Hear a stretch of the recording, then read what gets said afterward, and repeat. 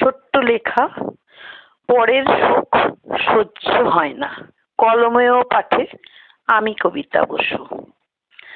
যখন তোমার মাথার উপর ছিল না ছাদ, পরনে ছিল না দামি পোশাক, একটা ছোট্ট বেড়ার ঘরে অতি কষ্টে দিন কাটাতে, প্রতিবেশীরা ছিল খুব খুশি, কারণ পরের সুখ ওদের সহ্য হয় না।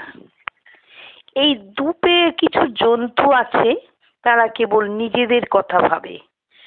তাদের অনেক আছে, তবুও অন্যের সম্পদ কিভাবে অন্যায়ভাবে কেড়ে নেবে হিংস্র জন্তুর মতো ওত পেতে বসে আছে, শুধু সময়ের অপেক্ষায়। দুর্বলতার সুযোগ নিয়ে তোমার সর্বস্ব কেড়ে নেবে। কাউকে পথে বসে থাকতে দেখে ওরা খুব খুশি হয়, কারণ পরের সুখ ওদের সহ্য হয় না।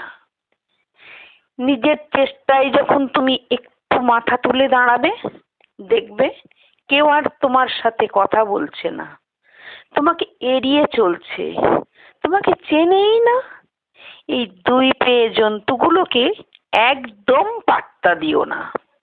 নিজের শিরদাঁড়া সোজা করে মাথা উঁচু করে চলো।